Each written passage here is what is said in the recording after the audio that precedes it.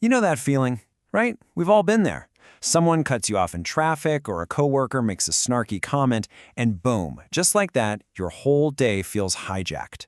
But what if I told you that you have way more control than you think? What if you could take back your power, your peace, in literally just 90 seconds? All right, let's break this down. Get this, 90 seconds. That's the core of this whole thing. The actual physiological, chemical rush of an emotion like anger, it only lasts in your body for about 90 seconds. That's it, a minute and a half. So, what gives? Why are we still fuming hours or even days later? This analogy just hits the nail on the head.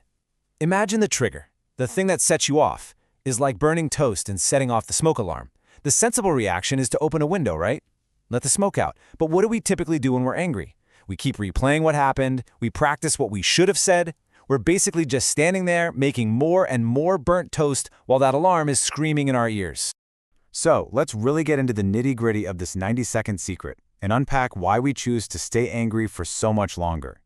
So here's the science bit, but it's actually fascinating. Neurologically, your body is designed to reset itself. Those stress chemicals, like adrenaline, that make you feel that hot flash of rage, they're flushed out of your system in about a minute and a half. So if you're still angry after 90 seconds, it's not because of the original trigger anymore. It's because we have started a mental feedback loop. We're retelling the story in our heads, which re-triggers the chemical response, and that's what keeps the anger alive.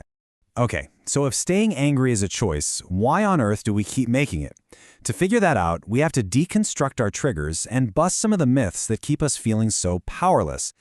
I mean, really think about it. Do you ever feel like somebody else has the remote control to your emotions? Like they can just push a button and you just react. You get angry, you get defensive. It's a super common feeling, but it's actually based on a huge misunderstanding of how our emotions really work. And this is what we call the button pusher myth. You've probably said it a million times. I know I have. They just really know how to push my buttons. We talk like we're this helpless machine they can operate. But here's the thing about buttons. They only work if they're actually wired to something. And this right here is the game changer. People aren't pushing your buttons. They're revealing them. Your triggers, those so-called buttons, are actually signposts pointing directly to your own unhealed wounds, or maybe to a core value that's being violated. So when that coworker's comment sets you off, they're not creating the anger out of thin air, they're just shining a big, bright spotlight on a sensitive spot that was already there. And in a lot of the time, that button they reveal is just a disguise for something deeper. Anger is often called a secondary emotion. Think of it like a big, tough security guard standing in front of a more vulnerable feeling, like hurt or fear or shame. It just feels safer to yell, "You're so critical," than it does to admit, "I feel ashamed and undervalued." When you start seeing anger as a disguise, you can start getting to the real root of the issue. So we have a 90-second chemical reaction. We know our triggers are our own stuff, and all of this leads us to our hidden superpower, discovering the choice point. Think of it like this. There's the trigger, the thing that happens, and then there's your response. But in between the two, there's a space. Now, for most of us, that space is so small we don't even know it exists. We go straight from trigger to reaction in a split second. But learning to find and expand that space, that is the key to everything. And this isn't some new agey self-help idea. This is a profound truth about being human, articulated so powerfully by Viktor Frankl, a man who found this freedom of choice in the most unimaginable of circumstances.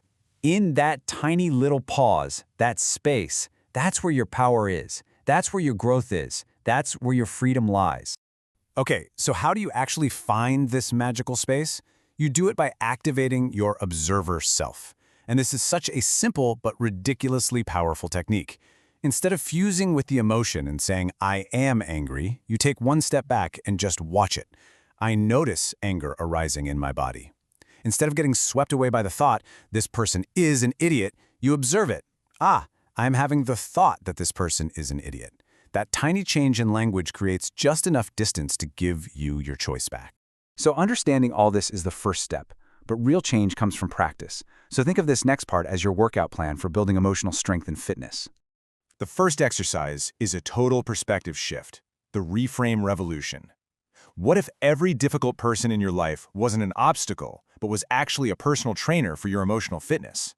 That critical boss? No, they're your new resilience coach. That person who cuts you in line? They're giving you a free masterclass in patience. The moment you switch from being a victim to being a student, every frustrating interaction becomes an opportunity to get stronger. And here are 3 core techniques to put in your toolkit. The boundary blueprint, that's learning to clearly and calmly state your limits. I'm happy to talk about this, but I'm not willing to be spoken to in that tone. The timeout protocol, that's a strategic retreat. Literally just saying, I need 5 minutes and walking away to let your nervous system calm down before you respond. And the story stopper, that's catching yourself in that negative loop and consciously choosing a different, more empowering story. Now look, this can feel like a lot all at once, so let's make it super simple. Here's a practice plan for this week. Don't try to do it all. Just pick one. Maybe when you feel that flash of anger, you just try to observe it for 90 seconds and see what happens. Or maybe you just practice saying, I notice, one time this week. Or pick that one person who always gets under your skin and decide that just for this week, they are your personal trainer. And this is maybe the most important thing to remember. Knowing all this stuff is great, but if you don't put it into practice, it's just entertainment. Real, lasting transformation happens through small, consistent actions. That's what rewires your brain.